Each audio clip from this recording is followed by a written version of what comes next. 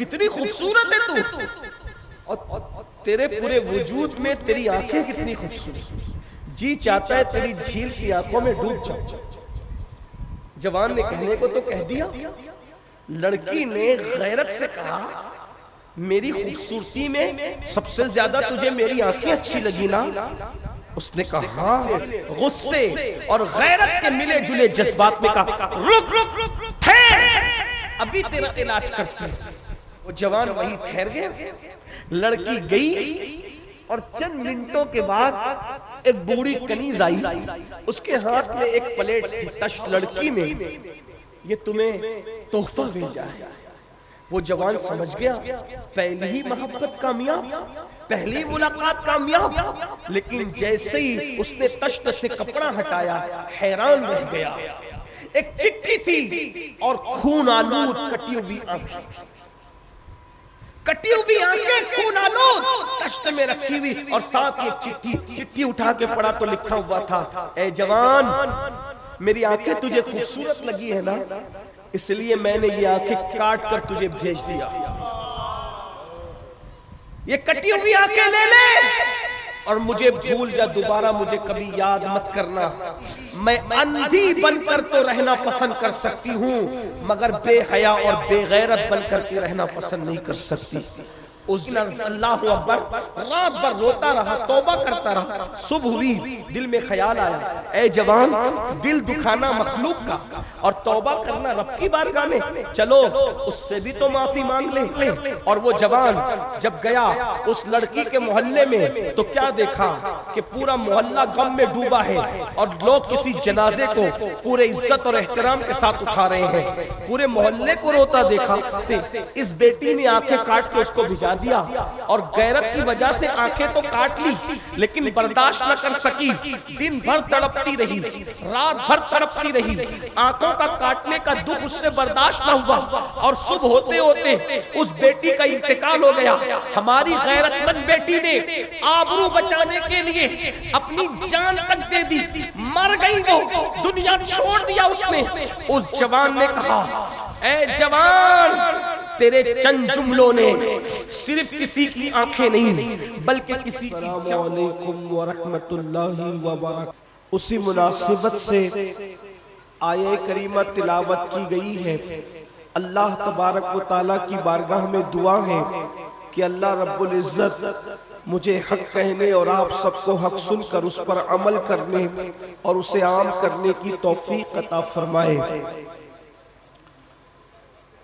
بحیثیت مومن ایمان والا ہونے کی حیثیت سے ہمارے عقائد میں یہ بنیادی عقیدہ ہے کہ مرنے کے بعد ہمیں پھر زندہ کیا جائے گا، مرنے کے بعد ہمیں پھر اٹھایا جائے گا۔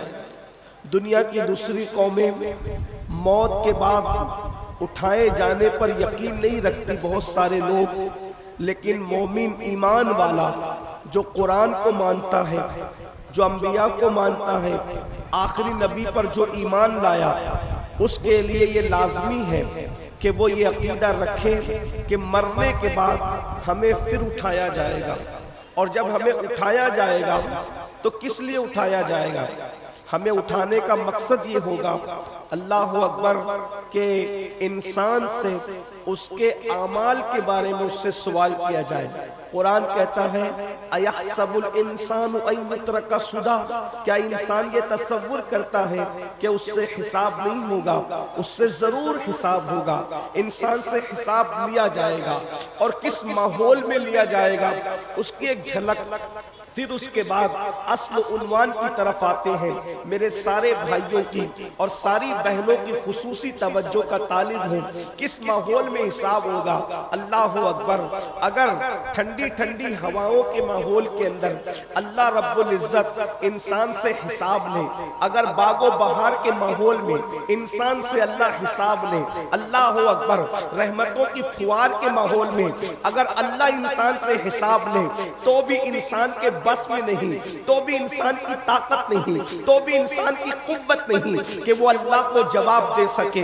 تھوڑا تصور میں لائے، اگر کوئی پیر واقعی کوئی مرید کسی پیر سے سچی محبت کرتا ہے، یا کوئی شاگرد اپنے استاد سے سچا احترام کرتا ہے، وہ استاد کا سچا احترام کرتا ہے، اور اگر استاد اس سے پوچھ لے کہ بتاؤ تم نے فلاں کام کیوں کیا تھا، تو بتاؤ استاد کے سامنے کیا ایک سوال کا جواب شاگرد دینے کی طاقت رکھتا ہے؟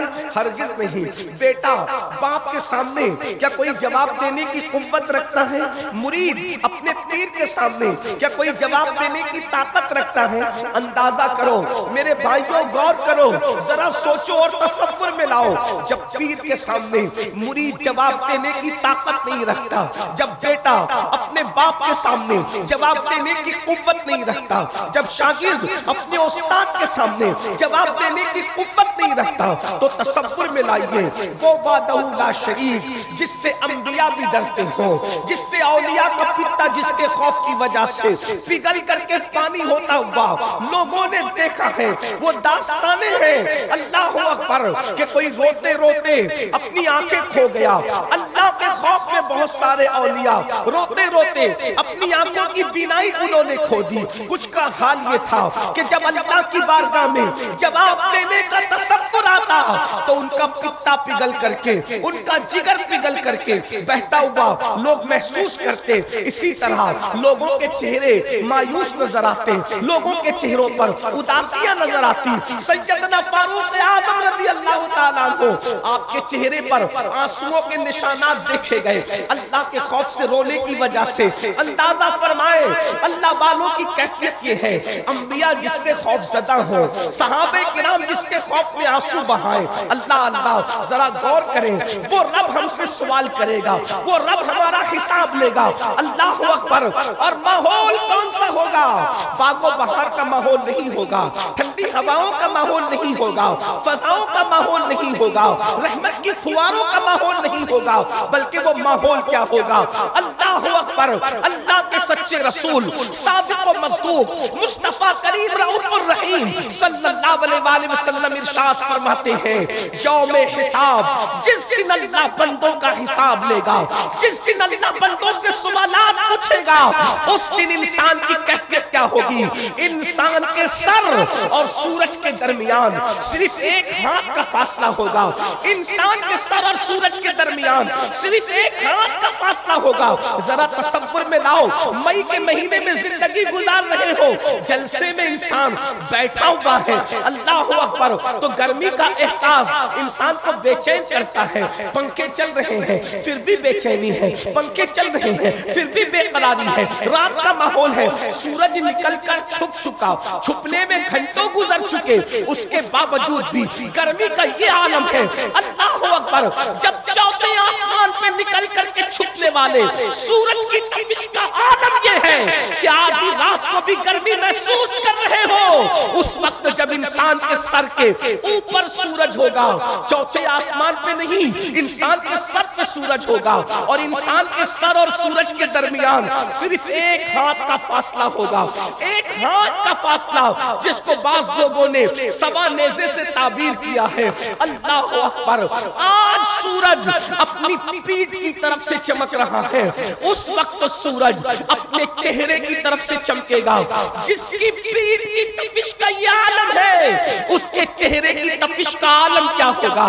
اللہ کے سچے رسول صادق و مصدوق فرماتے ہیں، کوئی گھٹنوں تک پسینے میں ہوگا، کوئی کمر تک پسینے میں ہوگا، کوئی اللہ اکبر انسان کندھوں تک پسینے میں ہوگا، کسی کے منہ میں پسینے کی لگام ہوگی، اللہ اکبر، آنکھیں پانی بن کر بہ رہی ہوگی، انسان کے سروں میں ان کا بھیجا ایسے کھولتا ہوگا جس طریقے سے چولہے پہ رکھی ہوئی ہانڈی کے اندر انسان پانی کھولتے ہوئے دیکھتا ہے، چولہے پہ رکھی ہوئی ہانڈی میں جیسے پانی کھولتا ہے، انسان کا بھیجا اس کی کھوپڑی میں کھول رہا ہوگا، ناک کے ذریعے سے، کان کے ذریعے سے اس کا بھیجا بہ رہا ہوگا۔ یہ انداز آغاز ہوگا، اس وقت اللہ بندے سے اس کے بارے میں پوچھے گا، اس کی زندگی کے بارے میں پوچھے گا، اس سے سوال کرے گا۔ سوال کئی ایک ہوں گے، سوال بہت زیادہ ہوں گے، لیکن ایک سوال قرآن یہاں بیان کر رہا ہے، ثُمَّ لَتُسْأَلُنَّ يَوْمَئِذٍ عَنِ النَّعِيمِ۔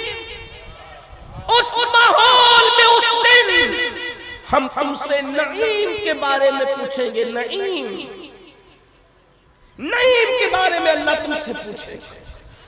نعیم کیا چیز ہے؟ مفسرین نے مختلف اقوال بیان کیے، نعیم سے مراد یہ، نعیم سے مراد یہ، نعیم سے مراد یہ۔ جو ایک قول آج آپ کے سامنے پیش کرنا، اقوال بہت ہیں کیونکہ قرآن کی ایک ایک آیت کی 70 ہزار تفاسیر بیان کی گئی ہے، اور یہ تو ظاہری ہے، اس کے علاوہ جو باطنی تفاسیر ہے اس کا تو کوئی اندازہ ہی نہیں۔ بلکہ امام عبدالوہاب شارانی تو یہاں تک فرماتے ہیں کہ قرآن کا نزول قد ہوا ہے، مگر معنی قرآن کا نزول آج بھی علماء کے دل پر ہو رہا ہے۔ ہر دن ایک نیا معنی لوگوں کے دلوں پر، جو اہل اللہ ہے، اللہ والے ہیں، علماء ربانیین ہیں، ان کے دلوں پر اب بھی معنی قرآن نازل ہوتے ہیں، قرآن مقدس کا معنی نازل ہوتا ہے۔ اللہ اکبر، آیت نہیں نازل ہو سکتی، وحی نہیں آ سکتی، اب قرآن نازل نہیں ہو سکتا کیونکہ قرآن مکمل ہو چکا ہے، لیکن مصطفیٰ جان رحمت کے دل کے صدقے میں علماء کے دلوں پر اب بھی معنی قرآن کا نزول ہو رہا ہے۔ ثُمَّ لَتُسْأَلُنَّ يَوْمَئِذٍ عَنِ النَّعِيمِ، اللہ تم سے نعیم کے بارے میں پوچھے گا۔ تو مفسرین نے ایک اور نعیم کا یہ بیان فرمایا، اللہ تم سے قیامت کے دن اس ماحول میں جب سر پہ سورج ہوگا، بھیجا انسان کے کھوپڑی میں کھول کر اس کی ناک اور اس کے کان سے بہ رہا ہوگا، اس وقت اس کی آنکھیں پگھل پگھل کر پانی بن کر بہ رہی ہوگی، اس وقت ماں بیٹے سے بھاگ رہی ہوگی، باپ بیٹے کے کام نہ آ سکے گا، گزلا کرے پسر پہ، پدر کو خبر نہ ہو، باپ پہ گزرے گی تو بیٹے کو پتا نہیں، بیٹے پہ گزرے گی باپ کو پتا نہیں، بیوی کہاں ہے شوہر کو پتا نہیں، شوہر کہاں ہے بیوی کو پتا نہیں، نفسا نفسی کا عالم ہے۔ اللہ اکبر، اس ماحول میں اللہ تم سے پوچھے گا، ثُمَّ لَتُسْأَلُنَّ يَوْمَئِذٍ عَنِ النَّعِيمِ، نعیم کے بارے میں، نعیم سے مراد مفسرین کہتے ہیں اللہ تم سے اس ماحول میں تمہاری جوانی کے بارے میں پوچھے گا کہ بتاؤ تم نے اپنی جوانی کی راتوں کو کہاں گزارا، تم نے اپنی جوانی کے دن کو کہاں گزارا، کیسے گزارا۔ اب مجھے بتاؤ، پیر کو جواب دینے کی حیثیت نہیں، مرشد کو جواب دینے کی زبان میں طاقت نہیں، استاد کو جواب دینے کی طاقت نہیں، باپ کو جواب دینے کی طاقت نہیں، اللہ کی بارگاہ میں ہم کس منہ سے بیان کریں گے کہ راتوں کو نرم نرم گدوں پہ لیٹتے تھے اور زنا کی فلمیں دیکھتے تھے۔ مجھے بتائیں، میری قوم کے جوان شرق سے لے کے غرب تک، یقیناً راج محل کے جوان ایسے نہیں ہوں گے لیکن دنیا کے سبھی لوگ سنتے ہیں، میں پوچھنا چاہتا ہوں اللہ کی بارگاہ میں اپنی جوانی کی راتوں کا حساب لوگ کیسے دیں گے؟ نرم گدوں پہ لیٹ کر زنا کی فلمیں دیکھنے والے، اپنے دن کو فی اللہ اکبر شراب پی کر، جوا کھیل کر، نشہ کر کے اپنی زندگی کو، جوانی کو تباہ کرنے والے، کانوں میں ایئر فون لگا کر گانے سننے والے، ماں باپ کی نافرمانی کرنے والے، بہنوں کا حق مارنے والے، بیوی کی حق تلفی کرنے والے، مجھے بتاؤ اللہ کو کیا جواب دیں گے؟ اور مائیں اور بہنیں بھی موجود ہیں، بہنیں اللہ کو کیسے جواب دے سکے گی کہ وہ بغیر دوپٹے کے بڑی بے باکی کے ساتھ کبھی میلوں میں جایا کرتی تھی، کبھی فلموں میں جایا کرتی تھی، کبھی ولیموں میں جایا کرتی تھی۔ مجھے بتاؤ اللہ تم سے تمہاری جوانی کے متعلق پوچھے گا، اور سن لو اللہ اکبر کتنا پوچھا جائے گا، اس کی تو کوئی حد ہی نہیں، بلکہ قرآن تو یہاں تک کہتا ہے فَمَن يَعْمَلْ مِثْقَالَ ذَرَّةٍ خَيْرًا يَرَهُ وَمَن يَعْمَلْ مِثْقَالَ ذَرَّةٍ شَرًّا يَرَهُ، ایک ذرے برابر نیکی کی ہوگی اللہ وہ بھی دکھائے گا، ذرے برابر برائی کی ہوگی اللہ وہ بھی دکھائے گا۔ آپ مجھے بتائیں آج ہم کیا کر رہے ہیں، ہماری زندگی کیا ہے؟ جوانی کی قدر کرو، مولا کائنات سید السادات سیدنا علی کرم اللہ تعالی وجہ الکریم ارشاد فرماتے ہیں جوانی کی ایسے ہی قدر کرنا جیسے کسی عزتدار مہمان کی قدر کرتے ہو، مہمان کی قدر جیسے کرتے ہو۔ راج محل والوں، آپ تو مہمانوں کی قدر کرنا جانتے ہیں۔ ہم راج محل آتے ہیں تو شرمندہ رہتے ہیں۔ اس کی وجہ یہ ہے، فقیہ اعظم حضرت علامہ مفتی رضا الاقصی مدظ اللہ العالی اپنے گھر لے جا کر اتنا پیار دیتے ہیں، ہم سوچتے ہیں کہ ہم اتنے چھوٹوں کو وہ کتنا نوازتے ہیں، کتنی مہمانی کا انداز۔ آپ اندازہ فرمائیں، آپ لوگ اتنی مہمانی کرنا جانتے، عزت کرنا جانتے، پیار کرنا جانتے۔ اللہ تبارک و تعالیٰ فقیہ عصر کو عمر نو نصیب فرمائے۔ ماشاءاللہ ایک طویل عرصے تک جامعہ اشرف نے دینی خدمات کو انجام دیا، اور اب جب وطن آئے تو بیماری کی وجہ سے خاموش نہیں بیٹھے، بلکہ یہاں پر بھی اللہ کے دین کے کام میں مصروف ہیں، لگے ہوئے ہیں۔ 5 منزلہ بچیوں کے لیے ادارے کا قیام ہو رہا ہے، خانقاہ کا قیام ہو رہا ہے۔ دیکھیں تو صحیح یہ کیسا مفتی ہے کہ صرف درسگاہ کا قیام نہیں ہے بلکہ خانقاہ کا بھی قیام ہے، اور یہ فکر میں اگر کسی نے رنگینی دی ہے تو وہ مخدوم المشائخ حضور سرکار کلا رحمت اللہ تعالی علیہ کے افکار و نظریات کی برکتیں۔ اللہ پاک کی بارگاہ میں دعا کرتا ہوں کہ اللہ تبارک و تعالی بچیوں کے ادارے کو بھی جلد سے جلد قیام کا معاملہ آسان فرمائے، اور خانقاہ بھی اپنی پوری روحانیت کے ساتھ ہمارے درمیان اپنی خدمات کو انجام دیتے ہوئے اپنی نگاہوں سے دیکھیں۔ اللہ کی بارگاہ میں دعا ہے کہ اللہ آسان فرمائے۔ میں عرض یہ کر رہا تھا، غور فرماؤ میری قوم کے جوانوں، مولا مشکل کشا سید السادات سیدنا مولا علی کرم اللہ تعالی وجہ الکریم فرماتے ہیں، جوانی کی ایسے ہی قدر کرو جیسے معزز مہمان کی عزت اور قدر کرتے ہو۔ کیوں؟ مہمان وہی ہوتا ہے جو جانے کے لیے آتا ہے، مہمان اسی کو کہتے ہیں جو جانے کے لیے آتا ہے۔ بلکہ مہمان، کوئی مہمان ہو، اگر وہ واقعی مہمان ہے تو وہ 3 دن سے زیادہ رک نہیں سکتا۔ ہر ایک کو پتہ ہے کہ مہمان بن کے آئے تو 3 دن میں چلا جائے گا، اور جو 3 دن میں نہ جائے وہ مہمان نہیں ہو سکتا۔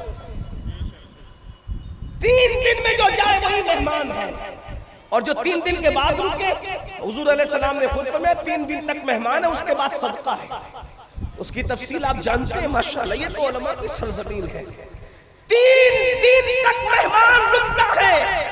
مولا مشکل کشا کے قول کی ندرت پر قربان، اس اثر فکر پر قربان، جیسے مہمان 3 دن سے زیادہ نہیں رکتا، ویسے جوانی 30 سال سے زیادہ کسی کے پاس نہیں رکتی۔ 16 سال پر شروع ہوتی ہے اور 46 سال اور 50 آتے آتے انسان کی جوانی ختم ہو جاتی ہے۔ تو فرمایا جوانی کی ایسی قدر کرو جیسے عزتدار مہمان کی قدر کرتے ہو، اور اللہ کو جوانی بھی پسند اور جوانی کی عبادت بھی پسند۔ اسی لیے تو اللہ کے سچے رسول صادق و مصدوق مصطفیٰ جان رحمت غیب کا نبی صلی اللہ علیہ وسلم نے ارشاد فرمایا جوانوں کی قدر کرو۔ ہمارے مذہب میں جوان کی کیا عزت ہے، اللہ کے سچے رسول پوری کائنات جن کی عزت کرتی ہے، بلکہ عزت بھی جس کی عزت کرتی ہو وہ رسول فرماتے ہیں جوانوں کی قدر کرو۔ اس لیے کہ آقا نے فرمایا جب مکے میں نے نبوت کا اعلان کیا تو مکے کے بڈھوں نے میری دعوت کو رد کر دیا، مکے کے جوانوں نے میری دعوت کو قبول کر دیا۔ آقا نے فرمایا اسی لیے جوانوں کی قدر کرو۔ دیکھو صحابہ میں جو سب سے بڑی عمر کے صحابی تھے، افضل البشر بعد الانبیاء بالتحقیق سیدنا ابو بکر صدیق، انہوں نے جب کلمہ پڑھا تو اس وقت تو ان کی عمر 37 سال کی تھی۔ فاروق اعظم نے کلمہ پڑھا، عمر 27 سال کی تھی۔ مولا علی نے کلمہ پڑھا، 7 یا 10 سال کی عمر تھی۔ حضرت سعد بن ابی وقاص کہتے ہیں جب احد کی جنگ میں حضور پہ آنے والے تیر کو میں نے اپنے سینے پہ لیا تھا، اس وقت میری عمر 16-17 سال سے زیادہ کی نہیں تھی، ابھی میرے چہرے پہ داڑھی کے بال نکلنا بھی شروع نہیں ہوئے تھے کہ میں نے احد کی جنگ میں رسول اللہ پہ آنے والے تیر کو اپنے سینے پہ لیا تھا۔ ہمارے یہاں جوانوں کی کتنی عزت ہے، کتنی قدر ہے، بلکہ ایک حدیث سن لیں اور ایمان تازہ کریں۔ جوانی دیکھو جب عبادت کرو گے صلہ ملے گا، لیکن جوانی جوانی ہے۔ کسی شاعر نے بہت اچھی بات کہی ہے، کہہ رہا تھا کہ نشہ ایمان ہوتا ہے، نشہ شراب کا نہیں، عشق مصطفیٰ کا۔ ایمان نشہ ایمان ہوتا ہے، سراحی دین ہوتی ہے، جوانی کی عبادت بھی بڑی رنگین ہوتی ہے۔ اصل عبادت کا مزہ جوانی میں آتا ہے، ورنہ آدمی جب بوڑھا ہو جائے پھر گھٹنے دکھ رہے ہیں، کمر دکھ رہی ہے، پھر دل ویسا نہیں لگتا عبادت میں۔ غور فرمائیں، اللہ کے سچے نبی صادق و مصدوق صلی اللہ علیہ وآلہ وسلم نے ارشاد فرمایا، جو جوان صبح کے وقت عبادت کرتا ہے، صبح کی عبادت کرتا ہے، تو آقا فرماتے ہیں وہ صبح کے وقت عبادت کرنے والے جوان کو اللہ بوڑھوں پر ایسی فضیلت عطا کرتا ہے جیسے نبیوں کو اللہ نے عوام پر فضیلت عطا فرمائی ہے۔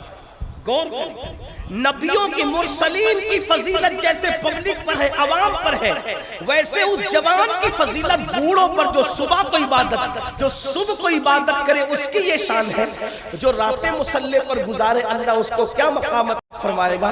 اور ایک اور حدیث سنیے، میرے آقا علیہ السلام ارشاد فرماتے ہیں، اللہ کے سچے رسول غیب دا نبی صلی اللہ علیہ وآلہ وسلم نے فرمایا، جو جوان جوانی میں حرام سے بچے، اب ذرا جملوں پہ غور کرنا، جو جوان جوانی میں حرام سے بچے اور فرائض اور واجبات پہ عمل کرے، اللہ اس جوان کو 70 صدیقوں کے برابر ثواب عطا فرماتا ہے، 70 صدیقوں کا ثواب عطا کرتا ہے، 70 صدیقوں کا اجر عطا کرتا ہے۔ لوگ ولی بننے کی بات کرتے ہیں، ولایت اپنی جگہ، لیکن ولایت سے بھی بڑا مرتبہ صدیقیت کا مرتبہ ہے، شہید سے بھی بڑا مرتبہ صدیقیت کا مرتبہ ہے۔ نبوت اور صدیقیت کے درمیان اور کوئی مرتبہ اور درجہ نہیں ہے، نبوت کے بعد سب سے بڑا مرتبہ صدیقیت کا مرتبہ ہے۔ اور ایک جو صدیق نہیں، جوانی میں جو حرام سے بچے، اللہ اس سے 70 صدیقوں کا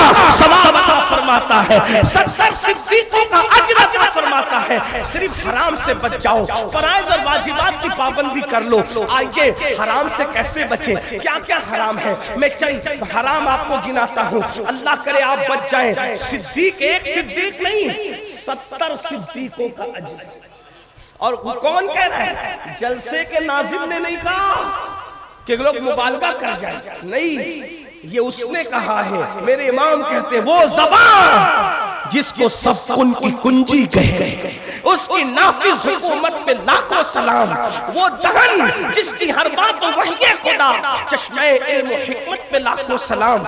حرام سے بچو، جوانی میں حرام سے بچو، فرائض اور واجبات کی پابندی کرو، 70 صدیقوں کا اجر ملے گا، 70 صدیقوں کا اجر ملے گا۔ حرام کیا ہے؟ نمبر 1 گن لیتے چلیں جتنے وقت میں گنجائش ہے، کیونکہ محفل تو جاری رہے گی لیکن مجھے اپنے وقت میں گفتگو تمام کرنی ہوگی۔ لیکن نمبر 1 پہلی چیز جو حرام ہے اور اشد حرام ہے وہ ہے جھوٹ۔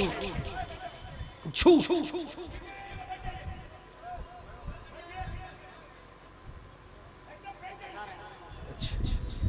ایک بار درود شریف پڑھیں، بلند آواز سے درود شریف پڑھیں۔ رب صلی وسلم دائما ابدا علی حبیبک خیر الخلق کلہم۔ جلدی جلدی سے چلتے ہیں۔ جھوٹ آج ہمارے سماج میں، معاشرے میں جھوٹ کو حرام سمجھا ہی نہیں جاتا، جھوٹ فیشن۔ حالانکہ مذاق میں بھی جھوٹ بولنا حرام۔ اگر کوئی مذاق میں بھی جھوٹ بولے، جیسے مثال کے طور پر کہ کوئی یہ کہہ دے اپنے بچے کو چھوٹے بچے کو 3-4 میں تمہیں سنڈے کے دن پارک میں گھمانے لے جاؤں، ایسے کہتے اور نہیں لے گیا، جھوٹ بولا، حرام۔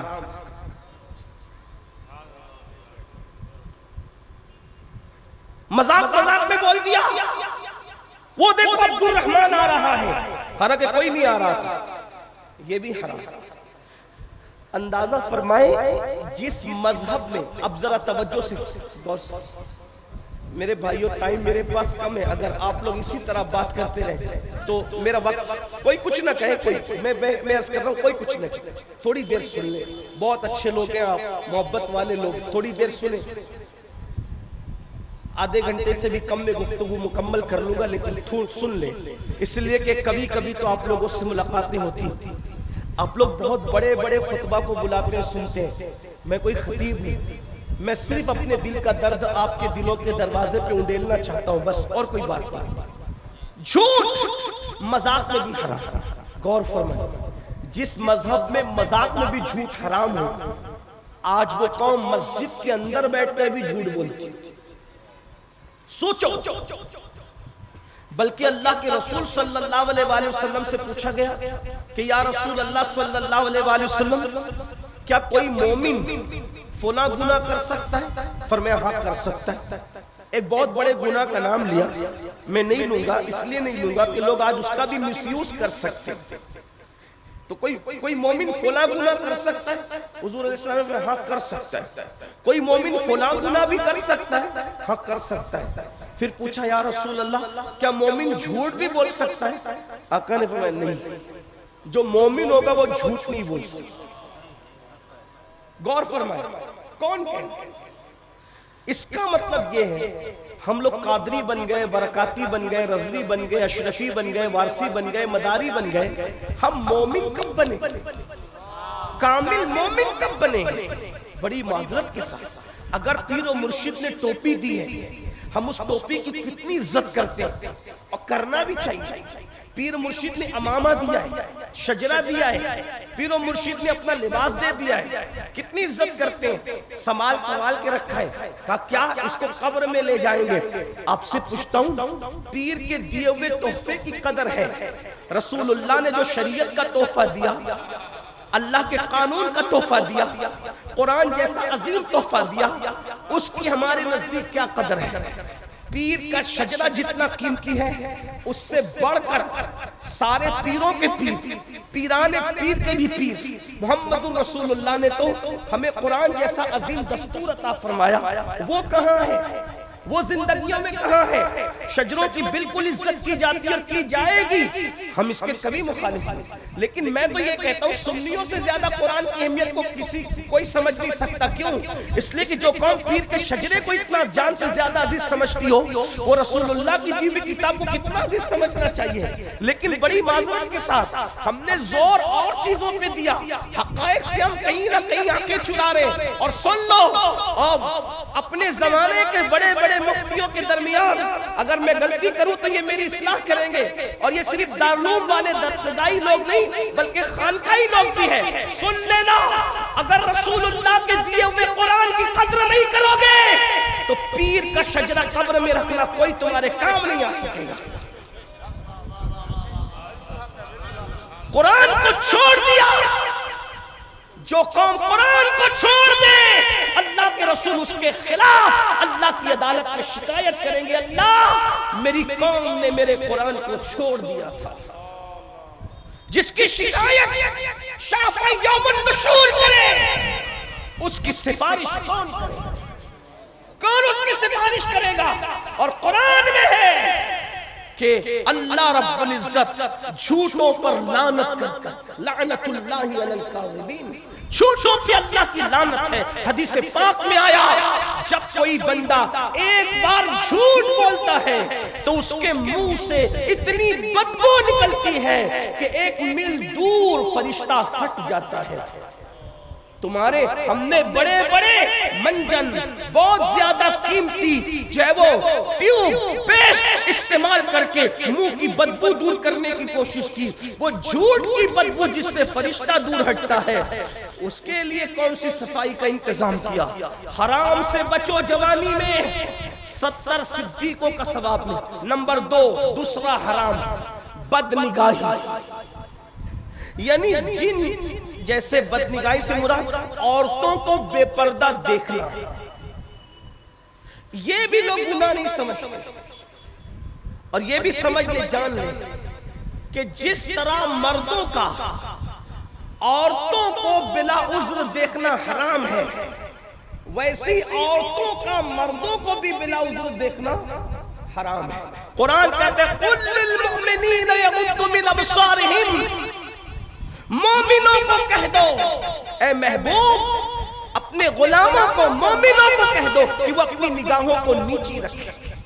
آج بد نگاہی جو حرام ہے، بلکہ حدیث پاک میں آیا کہ شیطان کے تیروں میں سے تیر ہے بد نگاہی، یعنی عورتوں پہ بدی کی نظر ڈالنا، عورتوں پر پاپ کی نظر ڈالنا، عورتوں پر گناہ کی نظر ڈالنا۔ کتنے لوگ نظروں کو بچاتے ہیں، نگاہوں کو کتنے لوگ بچاتے ہیں، کتنے لوگ حفاظت کرتے ہیں۔ سید الطائفہ حضرت جنید بغدادی رضی اللہ تعالیٰ عنہ فرماتے ہیں ہو سکے تقوی کی بات، ہو سکے اگر تمہیں دودھ دونے کی ذمہ داری نہیں ہے، دودھ دونا تمہارا کام نہیں ہے، تو ہو سکے تو بکری اور گائے کے تھنوں کو بھی دیکھنے سے پرہیز کیا کرو، یہ تقوی سے زیادہ قریب ہے، یہ پرہیزگاری سے زیادہ قریب۔ ایک بار جنید بغدادی سرکار کی بارگاہ میں ایک جوان آ کے کہتا ہے حضرت مجھے نماز میں لذت نہیں ملتی، تو فرمایا شاید تو نے کسی زانی کی آنکھوں میں تک لیا ہے، اس لیے اللہ نے تجھ سے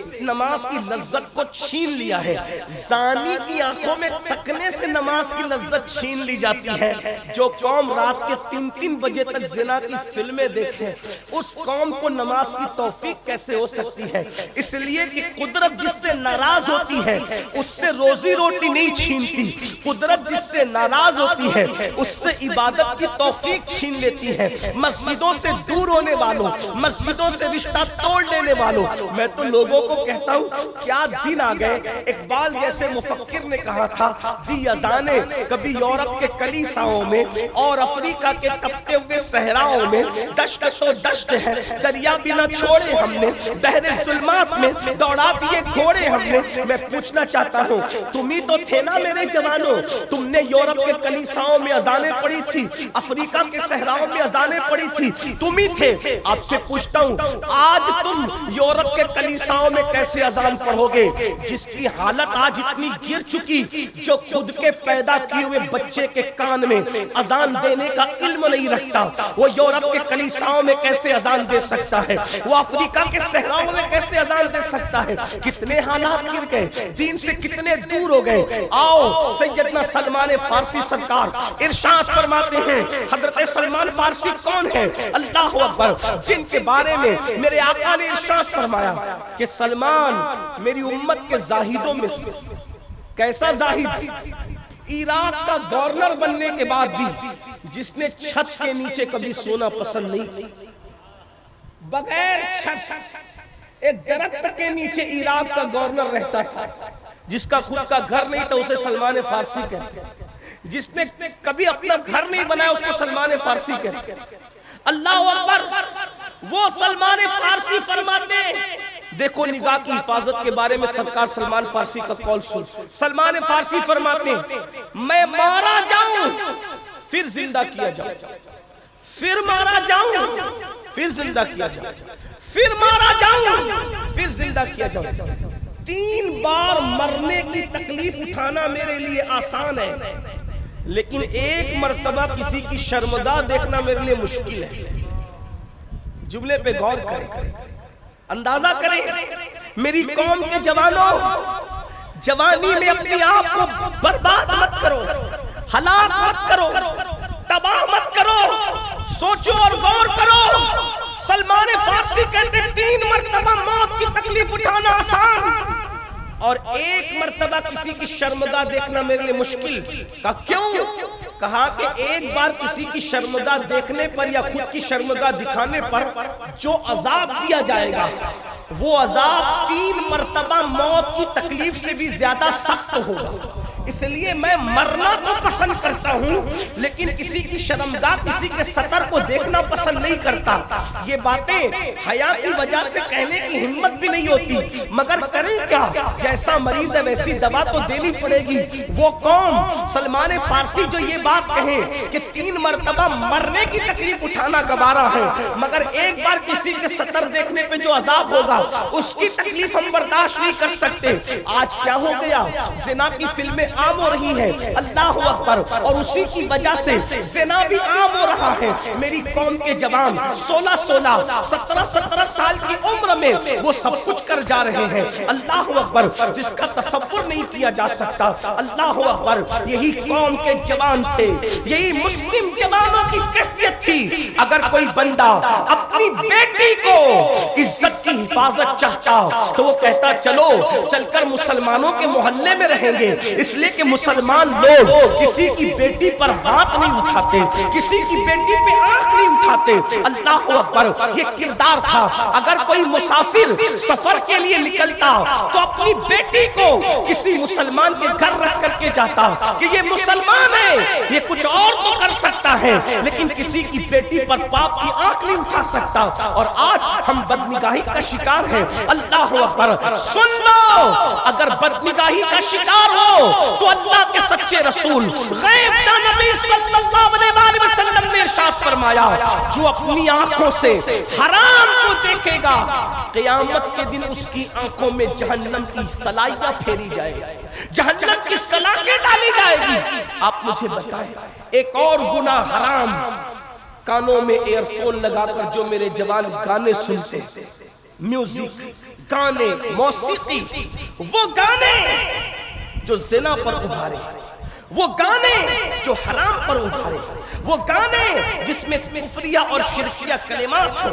اللہ کے رسول صلی اللہ علیہ وآلہ وسلم ارشاد فرماتے ہیں کہ جن کانوں نے گانے سنے ہوں گے قیامت کے دن ان کانوں میں سیسا پگھلا کر کے ڈالا جائے۔ ان کا ہے ہمارے اندر طاقت اللہ کے عذاب کو برداشت کرنے کی طاقت نہیں ہے، تو بات سمیٹتے ہیں، سچی توبہ کا، اللہ کی طرف پلٹو۔ کیوں؟ اور جوانی میں ہی پلٹ جاؤ، جوانی ہی میں پلٹ جاؤ، کیونکہ اللہ کے رسول نے فرمایا جو جوانی میں توبہ کرتا ہے اللہ اس جوان کو اپنا محبوب بنا لیتا ہے۔ اگر اللہ کا محبوب بننا ہے جوانی ہی میں توبہ کر۔ اور جن لوگوں نے جوانی میں توبہ کی وہ کیا تھے خدا نے کیا بنا دیا۔ اختتامیہ کے طور پہ اپنی بہنوں کی بھی توجہ چاہتا اس لیے کہ بہنیں بھی، پہلے عورتیں گناہ کے معاملے میں اتنی آگے نہیں تھی، لیکن برا ہو سیریلوں کا، برا ہو فلموں کا، اس نے بھی عورتوں کو بہت مس گائیڈ کیا۔ آپ کے یہاں کی عورتیں ایسی نہیں ہیں، ہندوستان کی عورتیں ایسی نہیں ہیں، لیکن دنیا سے یہ بات ہمارے کانوں میں آ رہی ہے اور تقریر تو پوری دنیا ہی کے لوگ سنتے ہیں، الحمدللہ۔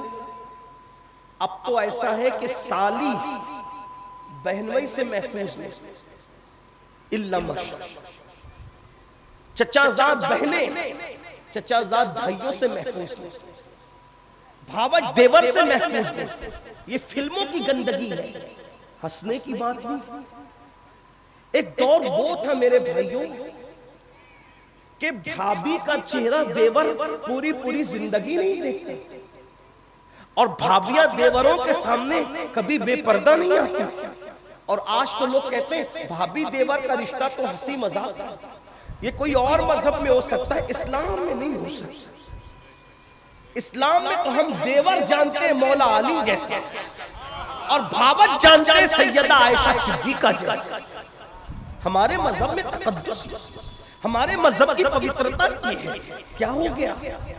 کیا ہوا ہے میری قوم کو؟ اللہ اکبر۔ یہ سب گندی سیریلوں کی گندگی ہے۔ اپنے گھروں سے سیریلوں کا خاتمہ ہونا چاہیے۔ بہت شوق سے آج قوم کی بچیاں پاکستانی سیریل دیکھتی، ہندوستانی سیریل دیکھتی، اور بچیاں بہت شوق سے کہتی ہندوستان اور پاکستان کے جو سیریل ہیں اس میں گھریلو داستان، کوئی گھریلو داستان نہیں ہے، اس میں افیئر سکھایا جا رہا ہے، دیور بھاوج کی گندگی کے تعلقات سکھائے جا رہے ہیں۔ سالی اور بہنوئی کو گندگی کی ٹریننگ دی جا رہی ہے.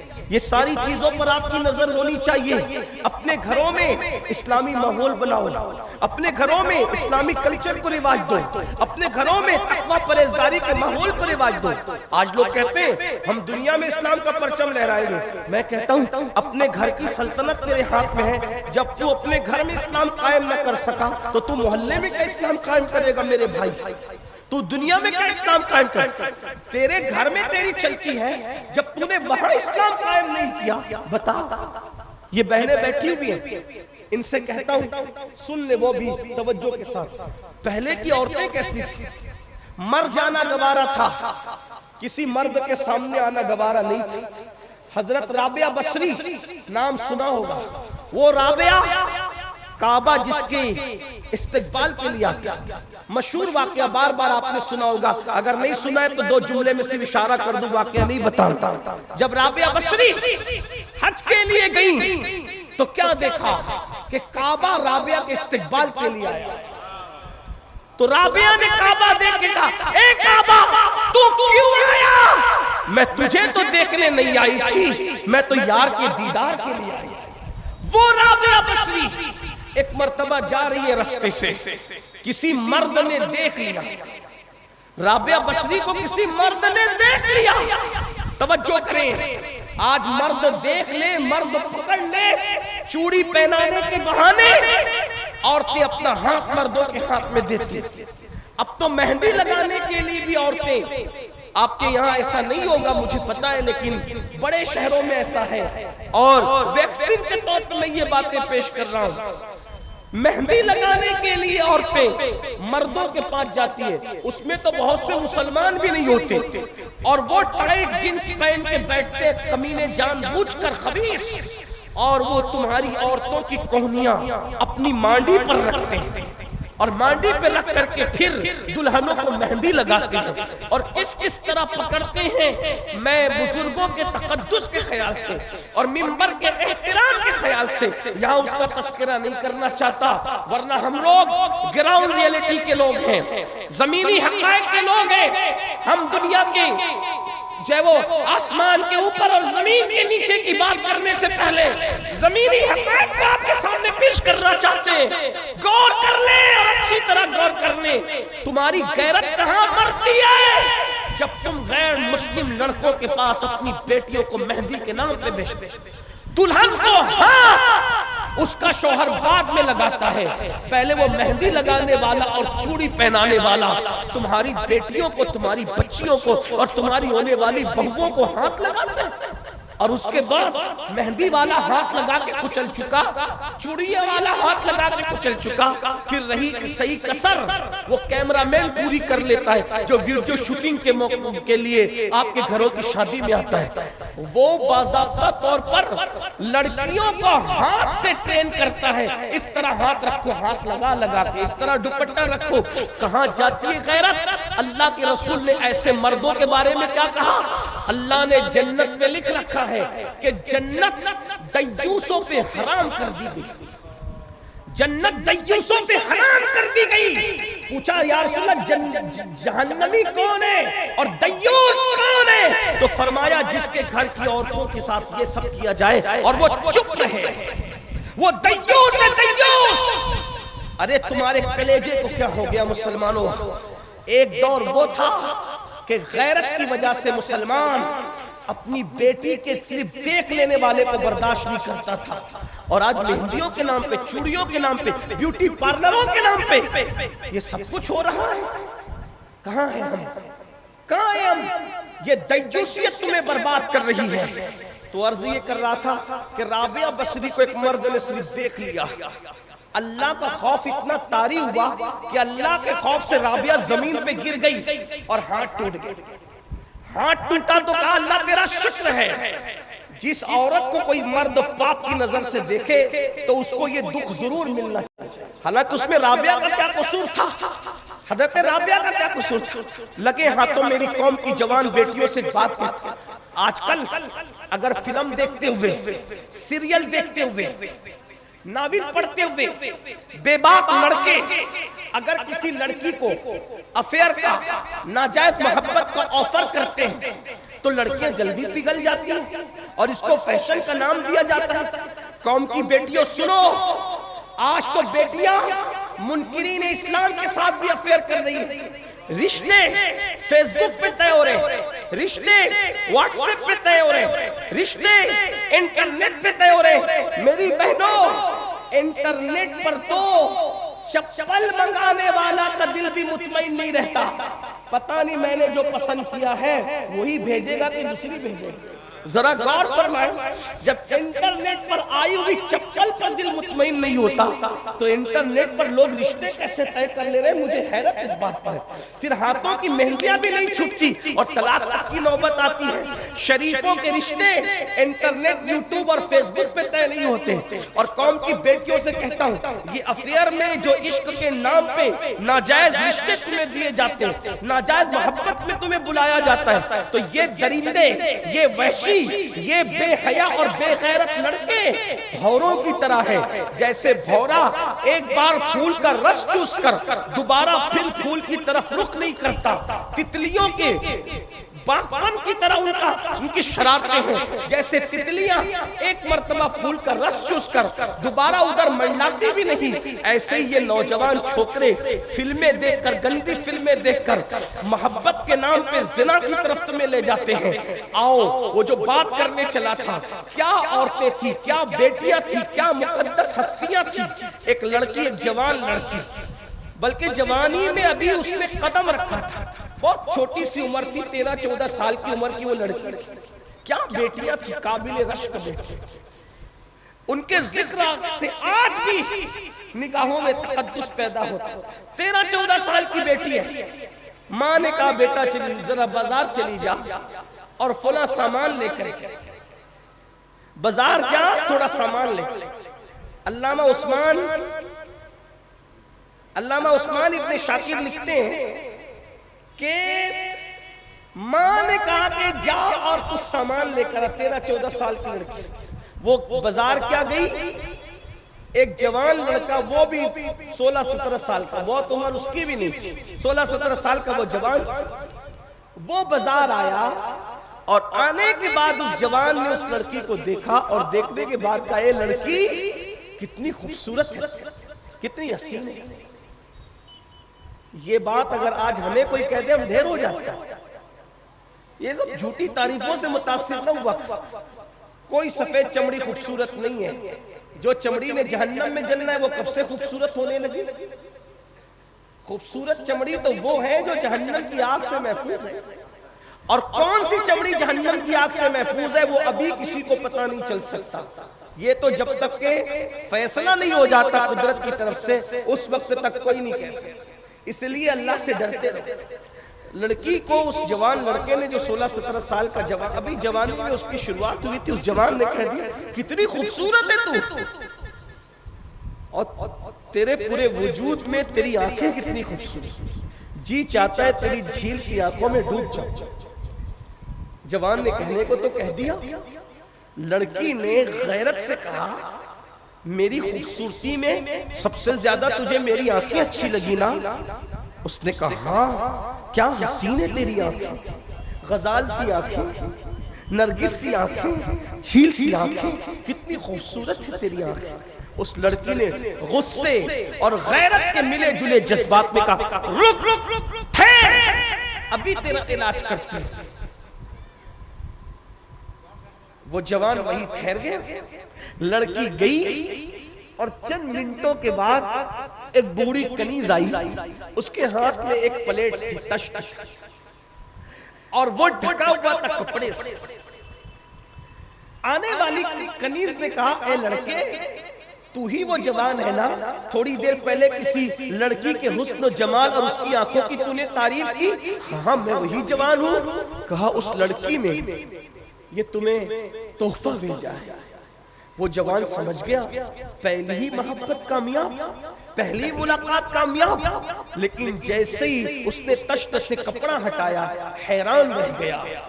ایک چٹھی تھی اور خون آلود کٹی ہوئی آنکھیں، کٹی ہوئی آنکھیں خون آلود کشت میں رکھی ہوئی، اور ساتھ ایک چٹھی اٹھا کے پڑھا تو لکھا ہوا تھا، اے جوان میری آنکھیں تجھے خوبصورت لگی ہے نا، اس لیے میں نے یہ آنکھیں کاٹ کر تجھے بھیج دیا، یہ کٹی ہوئی آنکھیں لے لے اور مجھے بھول جا، دوبارہ مجھے کبھی یاد مت کرنا۔ وہ آنکھیں جو مردوں کو میری طرف متوجہ کر کے مجھے پاپ میں مبتلا کریں، ایسی آنکھیں میں اپنے ماتھے پر کبھی رکھنا پسند نہیں کر سکتی۔ میں اندھی بن کر تو رہنا پسند کر سکتی ہوں، مگر بے حیا اور بے غیرت بن کر کے رہنا پسند نہیں کر سکتی۔ اس جوان کے پیروں کے نیچے سے زمین کھسک گئی، اور اس جوان نے سوچا یا اللہ میرے چند جملوں کی وجہ سے ایک لڑکی کی آنکھیں چلی گئی، وہ نابینا ہو گئی، وہ اندھی ہو گئی، کون اس سے شادی کرے گا، کون اس کو بیوی بنائے گا، کون اس سے نکاح کرے گا؟ چلو اللہ سے توبہ، اللہ کی بارگاہ میں توبہ کرنا چاہیے۔ وہ جوان گھر آیا بوجھل قدموں سے، پوری رات تڑپتا رہا، روتا رہا، معافی مانگتا رہا۔ کسی کہنے والے نے بہت اچھا جملہ کہا ہے، دل دکھاتے ہیں مخلوق کا اور توبہ کرتے اللہ کی بارگاہ میں۔ حالانکہ قدرت تو قانون بنا چکی ہے کہ جب تک میرے بندے معاف نہیں کریں گے، حق تلفی کرنے والوں کو میں بھی معاف نہیں کروں گا۔ لیکن وہ جوان سوجھ بوجھ والا تھا، اس جوان کی کوئی بے ادبی نہیں کر رہا، اس کی انداز بیان ایسا ہے، ورنہ تصور میں بھی کہیں اس جوان کی بے ادبی نہیں ہے۔ وہ جوان میرے سر پر، میری آنکھوں پر، میرے دل پر، میرے قلب پر، میرے جگر پر اس کی نالین کا نقش، لیکن اللہ اکبر رات بھر روتا رہا، توبہ کرتا رہا۔ صبح ہوئی، دل میں خیال آیا، اے جوان دل دکھانا مخلوق کا اور توبہ کرنا رب کی بارگاہ میں، چلو اس سے بھی تو معافی مانگ لیں، اس سے بھی تو معافی طلب کر لیں۔ اور وہ جوان جب گیا اس لڑکی کے محلے میں تو کیا دیکھا کہ پورا محلہ غم میں ڈوبا ہے، اور لوگ کسی جنازے کو پورے عزت اور احترام کے ساتھ اٹھا رہے ہیں، پورے محلے کو روتا دیکھا۔ اس جوان نے کہا کس معزز ہستی کا انتقال ہو گیا کہ پورا محلہ غم میں ڈوبا ہوا ہے، ایک گھر نہیں پورا محلہ۔ تو کسی نے کہا پتہ نہیں کون منچلا تھا، پتہ نہیں کون دیوانہ تھا، ہمارے محلے کی بیٹی کل صبح بازار گئی، اس کی آنکھوں کی کسی نے تعریف کیا کر دی، غیرت کی وجہ سے اس بیٹی نے آنکھیں کاٹ کے اس کو بھجا دیا، اور غیرت کی وجہ سے آنکھیں تو کاٹ لی لیکن برداشت نہ کر سکی، دن بھر تڑپتی رہی، رات بھر تڑپتی رہی، آنکھوں کا کاٹنے کا دکھ اس سے برداشت نہ ہوا، اور صبح ہوتے ہوتے اس بیٹی کا انتقال ہو گیا۔ ہماری غیرت مند بیٹی نے آبرو بچانے کے لیے اپنی جان تک دے دی، مر گئی، وہ دنیا چھوڑ دیا اس نے۔ اس جوان نے کہا اے جوان تیرے چند جملوں نے صرف کسی کی آنکھیں نہیں بلکہ کسی کی جان تک لے لی ہے۔ ایک قوم کی بیٹی نے صرف آنکھیں نہیں کھویا بلکہ تیرے چند جملوں کی وجہ سے اس نے تو جان کھو دی ہے۔ مر گئی ایک قوم کی ایک بغیرت بیٹی، ایک باغیرت بیٹی مر گئی ایک قوم کی۔ اے جوان تینے کیا کر دیا؟ احساس احساس احساس۔ پھر اس جوان نے جو 16-17 سال کا جوان تھا اس نے اللہ کی بارگاہ میں سچی توبہ کی، مولا میرے چند جملوں سے کسی کی آنکھ جا سکتی ہے، کسی کی جان جا سکتی ہے، اب میں تجھ سے وعدہ کرتا ہوں کہ کبھی بھی میں کوئی عورت تو کیا کسی مرد کو بھی نظر بھر کے نہیں دیکھوں گا۔ اور پھر توبہ کے بعد وہ جوان ایک مرشد کی تلاش میں تھا، اور اس جوان کو مرشد ملا تو سید السادات خاتم الولایت فاتح خیبر سیدنا علی ابن ابو طالب جیسا مرشد ملا، اور پھر وہی جوان دنیا میں امام حسن بصری کے نام سے مشہور ہو گئے۔ اور اسی حسن بصری کو پھر وہ مقام ملا کہ رسول اللہ کا معراج والا جبہ جو رسول اللہ نے مولا علی کو دیا تھا، وہ جبہ مولا علی نے امام حسن بصری کو عطا فرمایا۔ سلسلہ قادریہ، سلسلہ چشتیہ، سلسلہ نقشبندیہ، یہ تینوں سلسلے اگر مولا علی پہ جا کے ملتے ہیں تو اس کے دو واسطے ہیں، ایک تو امام حسین کی ذات ہے اور دوسرے سیدنا امام حسن بصری رضی اللہ عنہ۔ یہ ہے جوانی میں توبہ کی برکت، یہ ہے جوانی میں توبہ کی عنایت۔ اس لیے میرے جوانوں، آؤ صدق دل سے ہم سب اللہ کی بارگاہ میں توبہ کریں، اپنے آپ کو بدلیں، زندگی میں انقلاب پیدا کریں، ورنہ یاد رکھیں یہ جوانی آئی ہے چلی جائے گی، بڑھاپے میں پچھتاؤ گے۔ اور جو جوانی میں پاپ اور جرم کرتے ہیں اللہ ان کو اتنا دردناک بڑھاپا دیتا ہے، اتنا ذلیل بڑھاپا دیتا ہے، وہ بستروں میں چھپ چھپ کے روتے ہیں لیکن بہت دیر ہو چکی ہوتی ہے، کوئی پوچھتا نہیں۔ حتیٰ کہ جوانی میں پاپ کرنے والے بڑھاپے میں بھیک مانگتے ہیں تو قدرت ان کو بھیک بھی نہیں ملنے دیتی۔ سید الطائفہ حضرت جنید بغدادی بغداد کے بازار سے گزر رہے تھے، ایک بڈھا بھیک مانگ رہا تھا، بغداد والے اس کے کٹورے میں بھیک بھی نہیں ڈال رہے تھے، تو کسی نے کہا مرشد بغداد والے اتنے سخت دل ہو گئے کہ اس بڈھے کو بھیک بھی نہیں دیتے۔ تو مرشد جنید بغدادی نے فرمایا تھا کہ شاید اس نے جوانی میں پاپ کیے ہوں گے، اس لیے اللہ نے اس کو اتنا ذلیل بڑھاپا دیا۔ اور جب تحقیق کی گئی تو پتا چلا کہ سرکار جنید بغدادی کا اندازہ صحیح تھا۔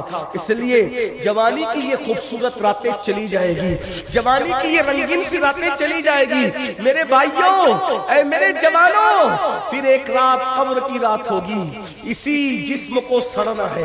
جوانی میں پاپ کرنے والوں، پاپ کرو گے تو یہ جسم قبر میں سڑے گا، بدبودار ہوگا، اس کو قبر کی مٹی کھائے گی، اس کو قبر کی مٹی کھائے گی، اس میں کیڑے چلیں گے، یہ آنکھیں بہے گی۔ یہ بددعا کے طور پہ نہیں کہہ رہا ہوں، یہ باتیں حدیث میں آئی ہیں، یہ باتیں روایتوں میں آئی ہے، یہ باتیں مشاہدے کی ہے۔ قبروں میں مٹی پگھال دے گی جسم کو۔ سوچو تو صحیح، جو جسم مچھر کا ڈنگ برداشت نہیں کر سکتا، جو جسم مکھی کا ڈنگ برداشت نہیں کر سکتا، جوانی میں پاپ کرنے والوں، جب اس کو کیڑے پڑیں گے، اس میں اس جسم میں کیڑے پڑیں گے، پاپ کرنے والوں کیڑے، تو کیسے برداشت کرو گے؟ کون بچائے گا؟ سفید کپڑے پہن کر اسمارٹ بننے والوں، چہرے پہ گازے حسن بن کر مل کے خوبصورت بننے والوں، کاسمیٹک آئٹم کا استعمال کر کے حسین بننے والوں، کاسمیٹک آئٹم کے استعمال کو میں منع نہیں کرتا، اگر حرام نہیں ہے تو خوبصورتی کے لیے استعمال کر سکتے ہو، لیکن یاد رکھو دنیا میں چمڑی کو چمکا کے کیا ملے گا؟ اگر پاپ کر رہے ہو تو اسی خوبصورت چمڑی کو قبر کے کیڑے کھائیں گے۔ اس لیے توبہ کر لو، سدھر جاؤ، بدل جاؤ، تبدیل ہو جاؤ، اللہ کو راضی کر لو، اللہ کو منا لو۔ اگر جوانی میں خدا کو منا لیا تو قبر کے کیڑے تو دور کی بات ہے، انشاءاللہ تمہارا کفن بھی میلا نہیں ہوگا اور دنیا کہنے سے مجبور ہو جائے گی زمین میلی نہیں ہوگی، زمین میلا نہیں ہوگا، محبت کے غلاموں کا کفن میلا نہیں ہوگا۔ نعرہ تکبیر، نعرہ رسالت، فیضان مخدوم اشرف کانفرنس۔ استغفر اللہ وما علینا الا البلاغ۔ السلام علیکم ورحمۃ اللہ وبرکاتہ۔ جائیں نہیں، محفل جاری رہے گی، آپ تشریف رکھیں، محفل کے تقدس کو قائم رکھیں۔